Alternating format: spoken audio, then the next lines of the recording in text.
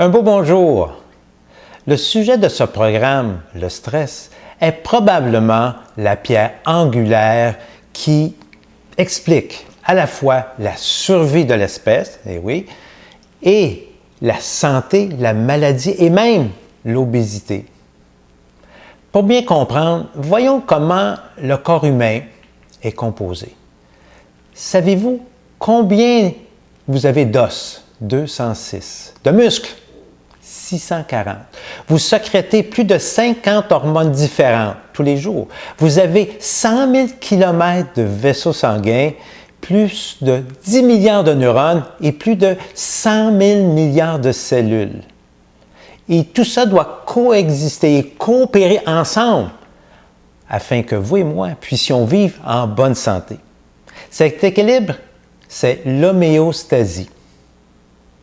Pour assurer cet équilibre, le corps humain dispose de mécanismes fort complexes et probablement pas encore tous connus.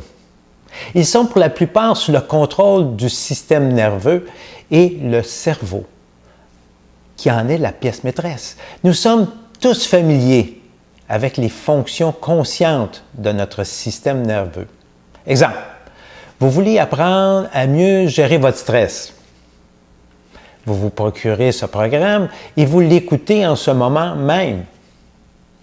Pendant ce temps-là, votre œil s'est adapté à la lumière où vous étiez. Votre ouïe s'est ajusté à l'intensité du volume sonore. Vous respirez à un rythme d'environ 12 respirations par minute et votre cœur bat autour de 80 battements par minute.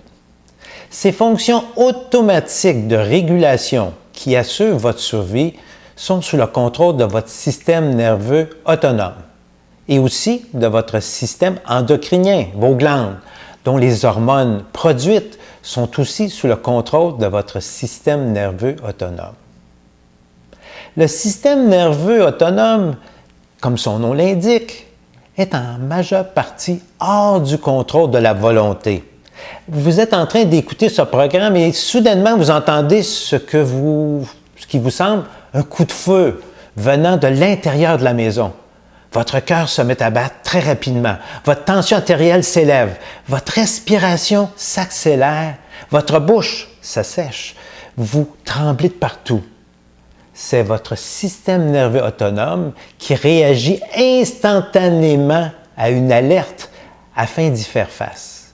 Il intervient à peu près à tous les niveaux et organes du corps humain.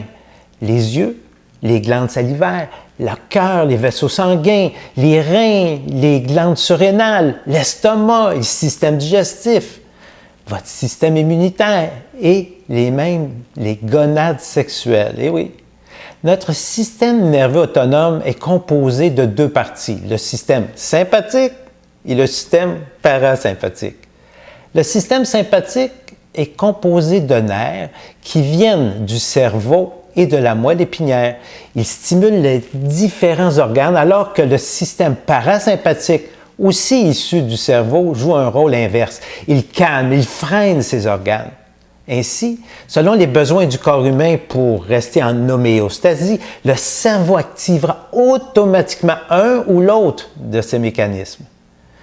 L'autre système est le système endocrinien et sa production d'hormones. Nous savons aujourd'hui que ce système est aussi sous le contrôle du cerveau, qui envoie des messages aux différentes glandes comme le pancréas, la thyroïde, les surrénales, les ovaires ou les testicules et les incite à sécréter des hormones selon les besoins identifiés. Pour chaque hormone qui a une action dans un sens, une hormone existe pour agir en sens inverse.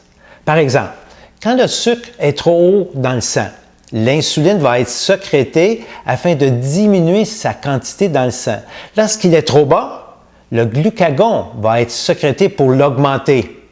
Tout est en équilibre. Tout est relié, et j'aime dire interrelié, afin d'assurer l'homéostasie.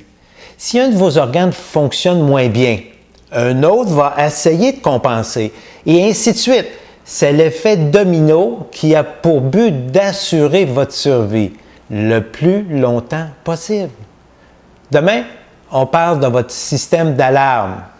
Bye.